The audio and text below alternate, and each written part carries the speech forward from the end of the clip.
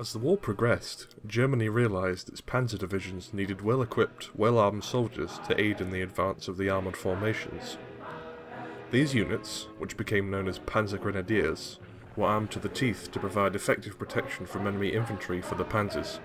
The Panzergrenadiers would often be mounted in half-tracks or trucks to allow them to keep pace with the tanks. Then, upon reaching the front line, they would dismount, stick close to the tanks, and lay down suppressing fire, preventing enemy troops with anti-tank weapons from getting too close. Panzergrenadier divisions were nearly always deployed as a combined arms force, wielding a range of anti-infantry and anti-tank weapons, and supported by artillery and anti-aircraft units to provide defence against a wide range of possible threats to the panzers. The term Panzergrenadier can be applied either to the troops of the infantry element of panzer divisions, or independent mechanized infantry divisions. Both were often used in the same role, to accompany the tanks and offer them protection as part of a combined arms doctrine. Panzergrenadiers served through most of the Second World War, and their role remained largely unchanged. Perhaps contrary to expectation, only 1 in 10 Panzergrenadier units were fully equipped with half-tracks. The vast majority used trucks like the Opel Blitz. Regardless, the principle remained the same. The troops were faster, and could react more quickly to a changing situation than regular army units. They could also keep up with panzers that needed to stay fast to keep the initiative. With infantry on foot, tanks had to travel at a crawl or they would leave the infantry behind, and that gave the enemy much more time to react.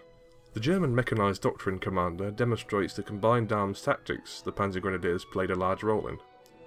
Well-armed infantry mounted in fast-moving Hanomags, air and artillery support, and tools with which to identify and eliminate threats to vulnerable units. A tank may seem invulnerable, but there are plenty of threats on the battlefield that can quickly destroy it.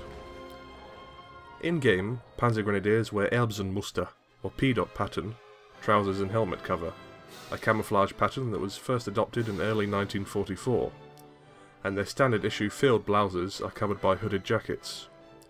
They are well equipped with extra ammunition and grenades, which, in reality, would have allowed them to stay in combat for extended periods of time and keep the panzers protected. They are armed with STG-44 assault rifles. This powerful weapon fired a short rifle cartridge, offering much better stopping power and range than the MP40, but with a reduced rate of fire. The weapon was also larger and more difficult to handle in close quarters fighting than a machine pistol.